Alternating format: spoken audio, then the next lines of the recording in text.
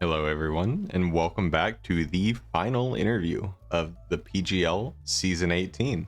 Today I'm here with someone who self-proclaimed he didn't have that many accolades, but I don't agree because this person has been a consistent face in the PGL for years now, did an absolutely fantastic job in the VGC season. Season 15 went 6-1 regular season and got some major, maybe the biggest upset we've ever seen, beating Eltras 1 week, who is a Worlds Day 2 competitor in VGC draft, which was just crazy. No one expected it, no offense to him, but he did a great job winning that game. And then he owns a league, the GFL, I believe that's the Gyarados Frontier League that I did PRs for recently. And yeah, just overall great guy. Welcome, Cyber. And the pause is because Cyber is not actually here with us today. Cyber is incredibly busy, and not to mention he lives on the opposite side of the world from me. So scheduling time was really impossible for this season, at least. So what I did instead was I sent Cyber a written list of questions, and he went through and replied to each of them. So I'm going to read them in kind of a back and forth cadence, adding my own commentary as I tend to do during these. But similar to how we started the season of interviews, we're going to end the season of interviews with me monologuing a bit.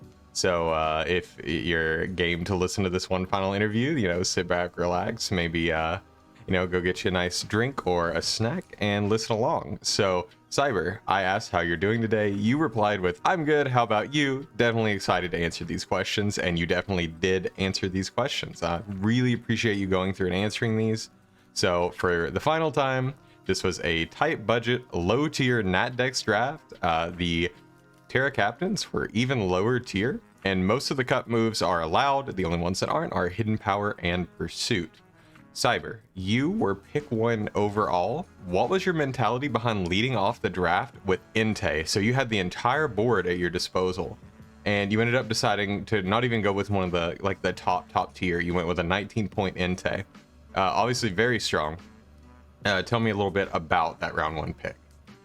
Cyber answered with, originally, I did not actually have a plan going into the draft whatsoever. I remember Pingu had asked me before the draft order was revealed whether or not I had my picks ready, and I told him I'd just get whatever I'd like that would be left on the board. He says, exams were coming up, and I didn't have much time to put into planning, which is totally fair. I feel that, life happens, life comes first, and we all got to take a little bit of time for ourselves. And so he continues, so when I got a first pick in the draft, I got very excited and made a short list of 6 Pokemon. In the end, I decided on Entei. And funny enough, I spun a wheel after deciding on Entei just to make sure I was not making a wrong decision. And the wheel somehow still landed on Entei. So had to be destiny, right? I definitely agree. I think, if you're going to kind of settle on a decision, but run it into RNG just in case, it turning up kind of reassuring you is definitely a good way to be. You said, in my opinion, Entei is probably the best Pokemon in the low tier format. It hits incredibly hard and probably has the best signature move for any Pokemon on the low tier board. Being able to spread burns with your main stab is insane, especially since this prevents any physical Pokemon from switching in. Not to mention that the bulky waters available on the board are far worse than those in standard play. It also has base 100 speed, and the speed tiers in LT are absolutely awful, and having such an important benchmark covered with my main Pokemon is incredibly useful. I definitely agree with that. Entei being able to just absolutely spam those Sacred Fires, and you also have that backup in Flare Blitz, so you can kind of catch your opponents lacking if they're calcing Sacred Fire, hit them with a move that's 20 base power higher, and get 2-hit KOs you may not, your opponent may not have expected you to get. There is the opportunity for people to run Covert Cloak on their physically defensive mons to make sure they don't get burned, but that is dedicating a whole item to just one move, which is Entei Sacred Fire, so definitely scary here. You went on to say it also has a very strong priority move in extreme speed. The setup sweepers in low tier can be very scary and sweep at a moment's notice, since it's very difficult to draft a strong defensive core in low tier.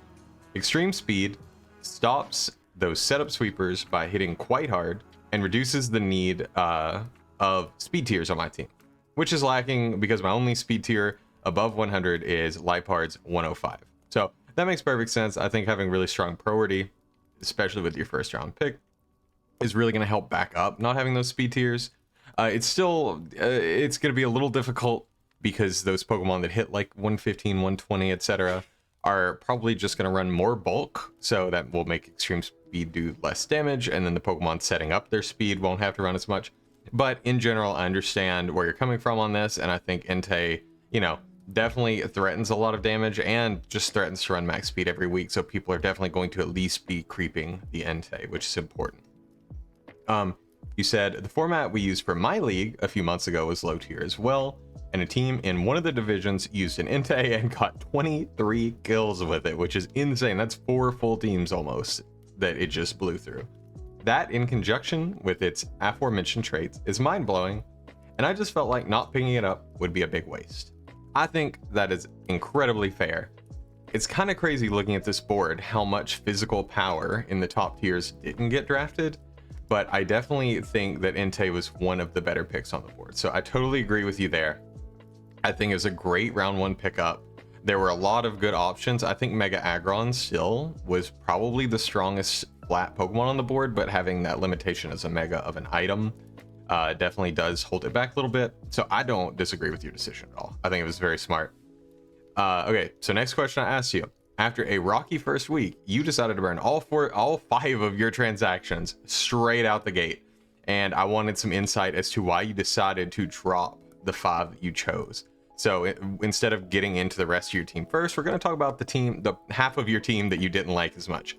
The Pokemon you dropped were Quagsire, Farigiraf, Sneasel, Samurott as a Terra Captain, and Drampaw. And I obviously moved those around quite a bit, but you decided to keep Fezandipiti, Entei, of course, Altaria, Metang, and Sandshrew. I assume some of that is because Metang and Sandshrew were very cheap, so you know, dropping them lost, or it doesn't get you as much trading potential. But some of the things on the list, I think particularly in my mind, those last 3 I mentioned, Sneasel, Samurott, and Drampaw. Terra Samurott was one of my favorite Terra Caps on the board. I actually got sniped from another coach, Cham.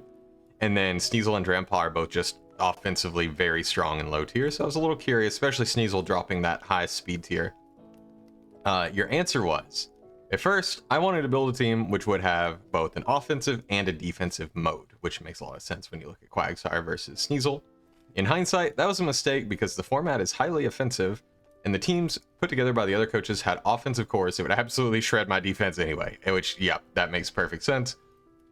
What's worse is my offensive mode would not be strong enough to out-offense other cores. As such, best thing to do was drop my defensive core, which was Quagsire plus Farigiraf, in favor of highly offensive mons. Samurott is a strong offensive Terra Captain, yes, but I picked up Gyarados, and there was no point in keeping it alongside another Water-type Wall Breaker, which makes perfect sense. If you're going to replace Samurott, I think Gyarados was the best mon on the board to do it, other than it being very expensive, but many of us coaches have said Gyarados is probably one of the best around. Even with Terra Samurott can pose a threat in many ways, Gyarados still outshines it by a country mile. Sorry, I'm reading this a little out of order. I dropped Drampaw because it was really just there as filler mon recommended by J-Scurf. I also thought it was a fantastic mon that got left on the board. Like, I wanted Drampaw badly, but I ended up just not having the points at the end because I spent big on Tauros. So kind of glad it's available again, but we'll see. And you say you trust J-Scurf with every ounce of your blood, verbatim. And since I was assembling a new team, that was the one mon that I could keep without severely affecting my core. I did originally intend to keep Sneasel, since it has that excellent speed stat, but due to the trades I made, it became too expensive to afford, and I ultimately had to sacrifice the important speed tier it provided in favor for a team that would actually survive the low tier metagame, unlike the previous team, which was held together by tension between ice cream sticks. Very interesting analogy. I do think that Sneasel is, in general, a mon that you can counter with a resist berry and just punch it back with any super effective move, and it's just going to fold. So I definitely think I see what you're saying there. Like, you have that offensive mon, but any Scarf U-turn is just going to ruin your day. So Sneasel, very good, but definitely has its drawbacks as well. You went on to say, the reason I kept Metang and Sandshrew is simple. They're cheap. Oh, okay, so sorry, I got ahead of you. And keeping them was the only way to afford the trades I made. Plus, they do still serve important roles. Metang is a reliable steel type, which can set up stealth rocks, while Sandshrew can spin away hazards. Sandshrew is a viable Pokemon, and I refuse to change my mind. I agree to an extent. I think for the price, Sandshrew is definitely lifting a lot. It is very good defensively, but you know, it is still baby Sandslash. Sandslash's role is very like, I don't want to call it one-dimensional because it can technically be a sweeper. I think Sandshrew definitely a little less in that role, but having that defensive utility, the rapid spin, and all of the coverage it has, definitely not bad. And I think Shrew also gets spikes. I don't remember. I know Sandslash does, but if Shrew also gets spikes, then you know that hazard stack's really nice for the offensive pieces on your team. You decided to keep Altaria because the removal on the lower half of the draft is absolutely pathetic. Agreed. And there was no reason to drop such a reliable defogger. Sadly, I do need extra removal when my only spinner is Sandshrew, incredible though it may be. Okay, totally fair. Pheasantipity remained because it is a great Pokemon in its own right and served a lot of roles which the new team needed. That's also fair. Pheasantipity's typing is one of the best in the game. It can run offensive sets on either side. Its special attack's a little shaky at base, but it can pretty easily get Calm Minds up, gets Swords Dance, gets just enough coverage, and gets Pivoting. I think it's a fantastic Pokemon, especially in low tier. It's one of the only Pokemon that I feel like is going to be very difficult to break outside of bringing like Earthquake form. You also said there was no reason to drop such a great fairy type that helps my team not auto lose to Dracos, which is fair. Its ability to spread poison is incredible, making up for its lack of T-spikes, and it can help pivot around things which my team desperately needs. Very bulky on the special side, where the rest of your team handles the physical side a little better. And it's also just your favorite Pokemon to use in draft leagues, and one of the easiest Pokemon for you to pilot. That's great. I think I've preached it a couple times now. Comfort picks are important. You can pick a brand new draft with 10 new Mons, and it's going to be uncomfortable and odd, and you're not going to know quite what does what. So it's always good to kind of pick up that 1, 2, or even half your team in comfort picks, just to kind of shore up some of the weaknesses you have as you grow used to using a new team. So after that, you said Gyarados, or wait, that was me. Sorry, I didn't annotate these notes super well. So I said Gyarados fills 2 slots in being defensive and offensive, as opposed to being the double waters you had before. But Sinistcha, Liepard, and Carbink are relatively different than the other pieces that you dropped. So I said, what made these stand out to you as the best transaction available? Your answer was, Gyarados and Sinistcha were probably the 2 best undrafted Mons on the draft board. I 1000% agree with that. Gyarados, I've preached it time and time again. It getting Nat Dex coverage back is great. And then Sinistcha, I think, loses a little bit where it both can't Terra and the toxic distribution is back. But in general, Sinistcha is still a fantastic Pokemon that forces a ton of prep and the best spin blocker in the game. So we're back to what you're saying. You continued, since I was revamping my team, I found no reason to leave them out, considering how incredible they are in the meta. I also needed a way to deal with ground types outside of Altaria, since Entei and Pheasantipity are both weak to ground type moves. And the 2 Pokemon, 2 help fix that problem beautifully. Totally fair. In fact, Cram had recommended Sinistcha to me after the draft ended. Liepard gave my team a decent enough speed tier at that base 105, which, you know, not hitting Sneasel numbers, but Liepard definitely has utility in spades, which my team was desperate for after dropping Sneasel. In fact, Prankster T-Waves are a decent way for my team to handle speedy opposing Pokemon, which makes perfect sense. And Dark types are mandatory in low tier because of how strong all the Psychics are, and Liepard is indeed a Dark type. And I might even say it's a Dark type that can switch in slightly more reliably. I know its defenses are probably around Sneasel's and it can't run Eviolite, but it definitely has more room for that bulk and flexibility because it can rely on Prankster to make up its speed. And you continued, finally, since I picked Sinistcha and dropped Quagsire, I needed a way to set hazards up, otherwise Sinistcha would lose a lot of value. Carbink, in my opinion, sets up hazards very reliably, having both spikes and stealth rocks, and Iron Defense Body Press can pose a threat in its own right. I wanted to make it even more reliable at being a good defensive Pokemon capable of setting hazards and using other sets by making a Terra Captain, but unfortunately, I ran out of Terra points and I got stuck with Metang instead. I saw that. That was incredibly unfortunate. I think you might have been 1 or 2 points short of making Carbink a captain, which I think would ascend its value through the roof. I think Carbink as a Terra Captain is almost underrated. Yeah, it looks like with yeah, the Pokemon you'd moved around, that makes sense. That's unfortunate. It's so close to being able to use that. Unless I'm reading it wrong. Oh, it wasn't because of points. It was because it cost an extra transaction to move that the captain roll over, if I'm not mistaken. Either way, Carbink would have been a good captain, but what you've got, I think, makes perfect sense. So no worries there. Carbink I like a lot as, you know, it kind of an everyman hazard setter, screen setter, trick room setter, really easily blows itself up, but also has that small potential to run Calm Mind or Iron Defense and really give the opponent a hard time. So I think it's pretty good. And it, you know, obviously you have a double fairy. They are both weak to ground, but they do kind of help with each other's weaknesses otherwise. So not the worst core in the world. A double fairy definitely makes it a little more awkward for your opponents to bring dragons into you. So I do like that thinking. Next thing I asked you, it seems there may have been some difficulty in securing the Terra Captains you wanted, as we already kind of alluded to. Given your points, Ampharos really appreciates the type change, but Metang and Sandshrew are at least in some part drafted for their base typing. So what is your perspective on these values? So the reason I set up this question, Ampharos is a decent mon in low tier. It can do things like agility. It has decent enough coverage. It can do weird things like Cotton Guard. It has the rest talk. So I think it's a good Pokemon. And then it can really expand on its coverage or the power of its non-stab moves with Terra or just Terra Electric and blow everything up. But because of your point limitations, you had to keep Metang as a Terra Captain, which I think 50% of the reason to draft Metang is that steel typing. And then Sandshrew, you know, it's a 1 point and your other two Terra Caps are pretty high. So it makes sense, but I wanted your perspective on it.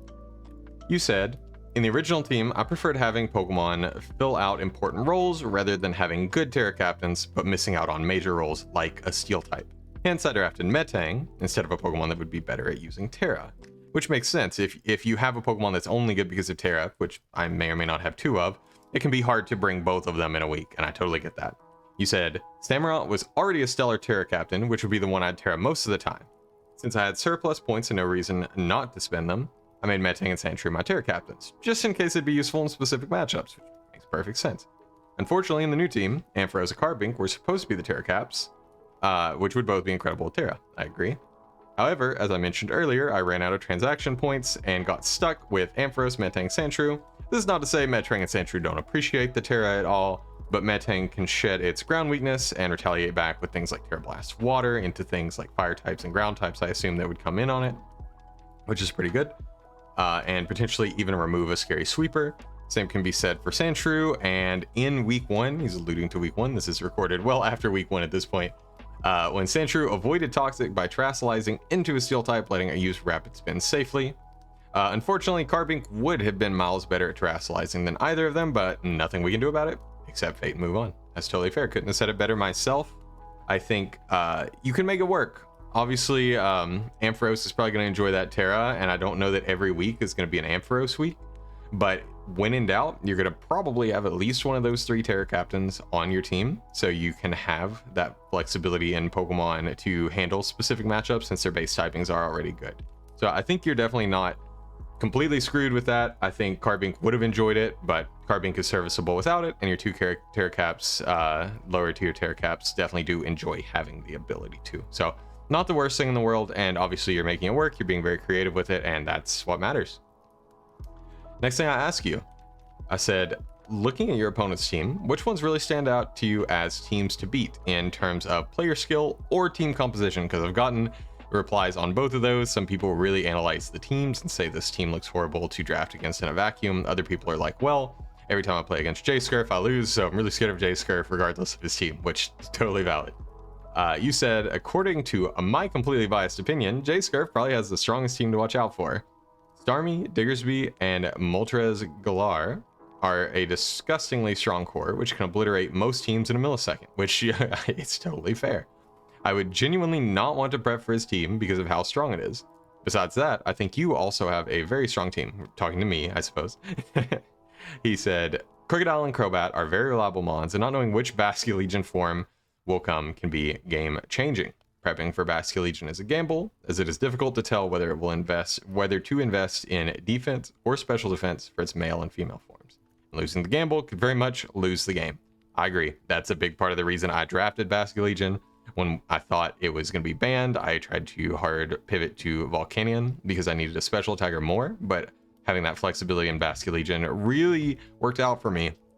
Not to spoil anything, but I did bring male Basket Legion to my week 1 game, and yeah, it was pretty cool to have that added flexibility that I wouldn't have if I'd only drafted one of the genders. Anyway, you continued. I also really like Anolar's team. Staraptor is very, very, very strong Pokemon that is usually not allowed in low tier, which I was actually considering for my first pick. Sandy Shock is also a great Pokemon, which can run a strong Wall Breaker set or just a simple Stealth Rock set. He also has the best Terra Captain in the form of Go-Goat, which, as we all know, can flip games on a regular basis. Never forgetting the day Go-Goat reverse sweep Sandan and turned a 0-6 loss into a 1-0 win. Thank you for that callback. Sandan still brings it up relatively often when we talk about anything, you know, loosely related to Go-Goat. Very funny reference there. I do think Anolar's team is fantastic, and drafting a Pokemon that is pretty well known to not be able to really deal any damage to grass types, followed by the premier grass type breaker, is, you know, fantastic move on his part. And I think Staraptor would have been a strong first round pick as well, just because of its potency in low tier. Like, just trading 2 or 3 for 1 is just so good. Next question I ask you: what are a few mons on the board, and they could be high tier, mid tier, Terra Caps, low tiers, that surprise you that they weren't taken at all? And your answer was pretty succinct. You said, I was originally going to answer Gyarados and Sinistcha, but I took both of them. And you know what? I agree. That's a smart play on your part. In your opinion, both Hisuian Quillfish and Overquill should have been drafted. I've said it before, dark types are a must in LT. Not to mention, they are a grounded poison, not weak to psychic, and a dark type, not weak to fairy. Only having 1 weakness is truly incredible, and they are the best hazard setters on the board by a long margin. And Overquill specifically can run extremely dangerous sword stance sets, and they also have incredible utility. Destiny Bond can be a great tool to catch opponents off guard. Bar Barrage spreading poison is always useful, and even Hisuian Quillfish being able to hold Eviolite makes it that much tankier than it seems, even with its lack of recovery. Those two I have used quite a bit this generation. Actually, I only barely used Overquill, but I've used Hisuian Quillfish so much because it's so much roll compression, and I agree with every point you made. Grounded poison, dark type, hazard stack, way bulkier than it looks. If you've never calced a Quillfish, a Hisuian Quillfish, do yourself a favor, go to any calc, put any special attacker on the other side, run it at base with Quillfish having no item, no bulk, then slap on max health, max bulk, and Eviolite, and you will see it is such a drastic difference. It's kind of incredible. So yeah, great call out there. You continued. Furthermore, Goodra is also a Pokemon that should have been drafted. That thing takes like 0 damage from special hits, and its Draco Meteors hit incredibly hard. As if that was not enough, it can also run mix sets or simply just a physical curse set, and even an acid armor body press set. The amount of coverage that it has is incredible, making it very easy to fit in every matchup. I've almost never seen it disappoint in low tier. I would agree. I think Goodra is a staple on low tier or non-low tier. I think its flexibility to do whatever you need for a given week is incredible. And honestly, I probably shouldn't say it, but if I ever have to do trades before transactions run out, Goodra is top of my list. Base Goodra, not the Hisuian form, because I think it's just a little bit more flexible. That speed is nice. So 100% agree. I think you've got a good radar for the best mons on the board, best mons that haven't been drafted. So definitely something to keep an eye out for those coaches that may struggle and need some transactions later on. So last thing I said to you, good luck in the upcoming season. Any final messages for me, the other coaches, or the viewers this season? And you simply answered with, beware the shrew, which agreed. I think Sandshrew could do cool things this season. I think it's a really neat pickup. I always love seeing the NFEs, the low tiers go and actually do things. I think we've already seen a little bit of that with some other teams. We're well into week 2 at this point. The day I'm recording this, I think like 3 or 4 battles happened for week 2, which was pretty cool. Thank you all for listening. I do want to say, I know this interview is probably a little hard to follow when I was talking versus when Cyber was talking. I didn't want to do any kind of voice, any kind of, I didn't want to it would do a disservice for me to not just read his answers and then talk through it as I would through my interviews. I wanted to be as authentic as possible. If it makes it a little harder to follow, I apologize. Also, definitely stumbled over my words more than normal, and that's because I was actually reading this time. Normally, I throw a script up on the side and I never really look at it once we start talking. So, apologies for that if it was a little harder to follow. But if you made it to the end here, congratulations. You have made it to the end of the final interview of PGL 18. I really appreciate each and every one of you coaches joining me this season and talking back and forth with me about your teams. It has been one of the most fun draft experiences I've had recently, and it didn't have anything to do with actually building and battling. It was just very nice to get to listen to all of your different perspectives, all of your different methods of drafting. It's so interesting because everybody jumps into it and kind of has their own idea of how to go about it. And I think obviously some of that changes over time, some of it changes with experience. But at the end of the day, a lot of us have been drafting for years, and we have these core components of ways that we like to draft that are different from each other. And I think that's what makes the game special and doesn't get old. I know obviously there's burnout, but we all keep coming back, right? At least for the PGL. I know a lot of people in here may only play the PGL anymore, or PGL +1. But it's just so nice to see everyone again and to get to do something like this. I can't promise something like this will happen every season, but it has been an absolute joy for me to do it, and I've appreciated talking to each and every one of you, and I appreciate you spending the time you did with me. With that, this is the final interview, as has been said a few times now. From here, I want to do a highlights video sometime in the middle of the season. I want to collect quite a few highlights. I want to try to get at least one highlight per coach so that no one feels left out, and so that we see some incredible plays from all over the place. Maybe make it a longer stream or a video, maybe have a guest or two on.